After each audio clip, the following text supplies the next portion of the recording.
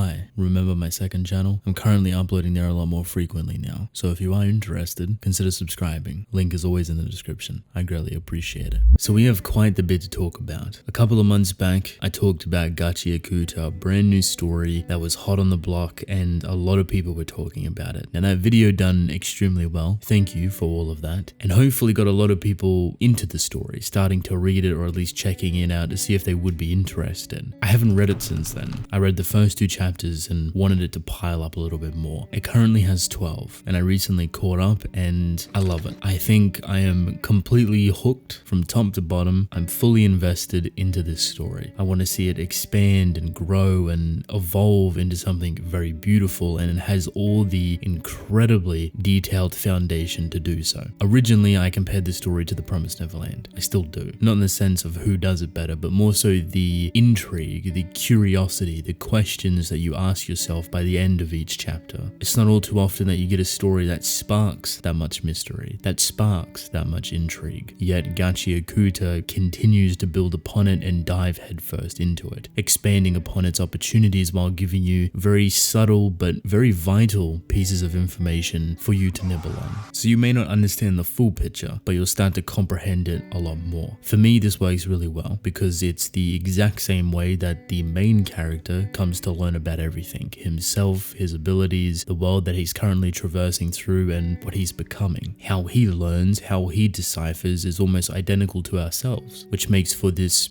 really intoxicating experience where you want to learn about so much stuff, but you're not necessarily going to get it. And if you do, it's going to be either very cryptic, non-existent in terms of information, or just outright bizarre. So there is a couple of things that I want to go through. Pretty much where the story has got up to, some new things that is introduced, and most likely its future, because that is seemingly rather bright and has a lot of opportunities to be a very successful story that you probably will see for quite some time, depending on how long the author wants it to go for. So we ended off with Rudo, our main character, within the abyss, this landscape, right? A garbage dump site that is meant to be uninhabitable, but it turns out that it's the complete opposite. This dump site is only a contamination zone. Everywhere outside of this zone, however, is habitable. There's people, there's humans, there's a full functioning society. And while it's not the most perfect or pristine thing to exist, people are living, they're working, they're surviving. There is quite literally a society and structure in place for all of this to work. Now, obviously, all of this is rotated around the garbage, around the beasts that roam this garbage, which can be very dangerous, which mutate incredibly quickly, and there's all different variations and versions of them. But for the most part, they stick to the dumping sites, the contamination zones is what they call it, and everywhere else is somewhat normal. This society building is very interesting because obviously when we first started this series, we were led to believe that the abyss is quite literally that, a place that nothing would exist down there. It's just a dumping zone for criminals and people that are dying. It's quite literally exile. Of course, now we know that this isn't true, and it actually somewhat redefines the idea of where Rudo actually came from. A lot of people look at him as a rare thing, a sky person, someone that obviously has fallen out of the sky, and he himself, his clothes, and any other trinkets that he brings down from there is considered extremely valuable and rare, enough so that people want to kidnap him, cut him up, dissect him, and sell his body parts. When I say that it redefines the structure of what we understood, we don't know why these people are considered sky people. Of course, they come from the sky, but we don't really know to what extent. Is the island or thing that they're on floating above there? Is it some sort of high cliffside? We haven't actually had some visual description of it. All we know is that there is a city up there that is treated much differently. And even these people down here view people like Rudo as being pristine, royalty, the lucky ones, so to speak. And this is meant to fluctuate your perspective. This changes the bottom line of society, where it actually potentially came from. Because Rudo himself was considered scum and evil and nothing but worthless garbage up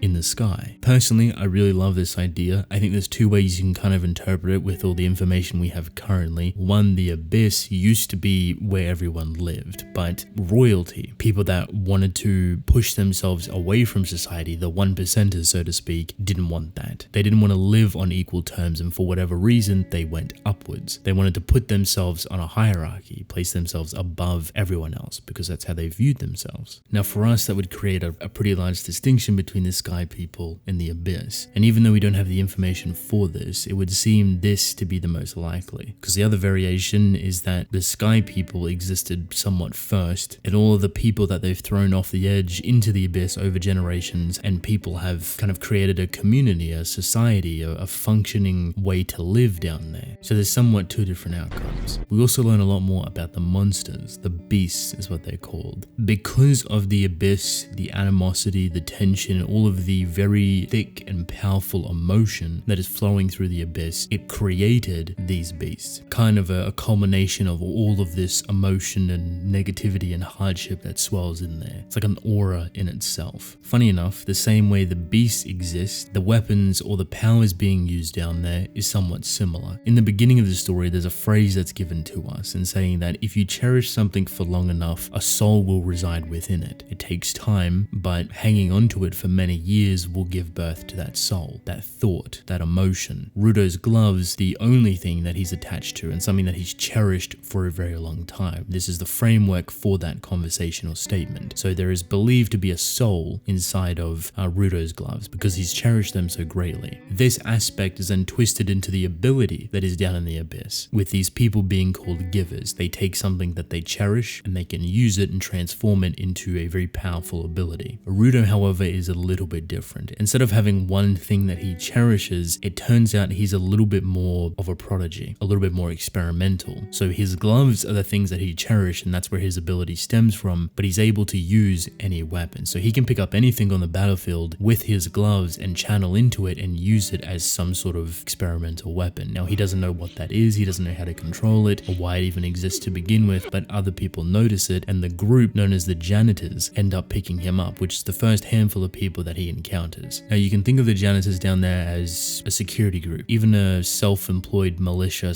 / military. They go through and help the citizens down there with certain contracts or different type of works, etc. They're good people at heart that want to help people live down here, and they have a bunch of different roles in these janitors. So the top of the top are the givers, and these are the people with the ability to turn something they cherish into an actual physical weapon, and they can be extremely powerful and proficient. There's some roles underneath that support the givers. There's quite literally a supporting role. They don't have the ability to do this, but they've trained really well and can provide any sort of aid or support to the givers, so they work hand in hand. For me, this creates a really cool balance of responsibility, that not everyone has abilities, and the people that do can't go out and solo everything on their own. There's a chance that they could, but usually taking some sort of support or backup, which is what these other roles fill in, is a lot more intelligent, a lot more intuitive, works better with the mission. Obviously, it's going to depend on what contract or mission you take, but this is where Rudo falls into. Some sort of apprentice. With this, he learns to communicate with a lot of people. He opens up a little bit more, he grows a little bit more confident within himself and expresses quite a bit of emotion, or at least tries to. Even though it's only been 12 chapters, I really enjoyed this kind of style of development for Rudo because his past or his history seems very turbulent. His childhood, his hands, everything to do with his parents, his bullying has created this very closed off, traumatized child that is very outlandish. It's very easy for Rudo to become angry at himself or at others and snap quite quickly. So this is something that he grows and learns to understand and wants to try to control it better. There's not many characters I can think of that self-recognize that they have anger issues or any sort of mental or emotional issues that they feel like they want to try and fix or help or heal even. And while that road is bumpy, it's admirable to see Rudo want to try and better himself in whatever way he can. Where we are currently within this story, Rudo is becoming a little bit more comfortable with himself. He's learning a little bit, and we have, I guess, a main cast of characters. We have Engine, who is the first person he encounters in the Abyss and the person that saves him. We have Ryu, who emotionally kind of sets Rudo on where he should be when fighting beasts or encountering different people or using abilities. And then we have, I believe his name was Zanki or Zanka, who supposedly is one of the most proficient within the janitors. Currently, all three of these individuals are looking over him. So they're trying to get him to evolve, so they're taking some contracts. With this, we're seeing a little bit more of the world, how it functions, the different types of organizations that are in it. We just recently got introduced to vandals, people that try to swindle for nickels, dimes, and any sort of valuable things that they can get their hands on. Could even include body parts, most likely. I do also have to mention that the artwork is so superb. It is incredibly brilliant. It's addicting, it's alluring, it's something that's going to keep you reading on its own. So even if you don't like the story or it's not necessarily your cup of tea, you'll most likely be so fascinated by the artwork and how incredibly stylistic it is for the story that it's going for. The character designs are so unique. All of these characters have tattoos and crazy wild hairstyles and clothing choices. It's so beautiful to see. It's quite literally a visual treat for your eyes. Personally, I really love all of the different kind of clothing aesthetics that they go for, because I think something that I called it in the first video that I made, dystopian trash punk, it's a very fitting phrase for this style, for this artwork and what it's representing. I think to bring this into a conclusion, I have very high hopes for this series. So far, I've enjoyed every chapter of it. I've enjoyed all the characters introduced. I've enjoyed the progress, Rudo and where he's currently going, as well as the mystery that leaks in. That's one of the most appealing aspects of this manga. How many mysteries are overlaid into each other, and where does it all come from? Where does it span to, and how deep does it truly go? However, I am kind of worried that it won't have the reach that I feel like it deserves. It's not a weekly Shonen Jump story. It's not a Jump Plus manga or anything like that. Published in a very different magazine, one that doesn't have an English release, I believe, doesn't translate into any other languages. It doesn't have a digital counterpart or anything. So the chances of you reading this story officially, very uncertain. I can only hope by some minuscule chance that I believe Kodansha is the big magazine competitor to Jump, decide to do English translations or decide to do some sort of digital format style similar to Jump Plus that can help push their stories further with more translations across the globe outside of Japan. Because currently one of their biggest stories, I believe, is also handled by Kodansha, Tokyo Revengers, is not translated at all. I'm not too confident, but I don't think you can read that officially in any other language other than Japanese online, unless you of course buy the volumes. I'm not entirely sure, however. It'd be nice to see this story get some sort of official licensing. Maybe the two companies could work together, even though they compete with one another. I wish the best for Gachiakuta. It's been very enjoyable so far. I've had an absolute blast with it, and I think a lot of you, if you're still on the edge about it, should check it out. Give it a chance, give it a read, and I think you'll thoroughly enjoy it.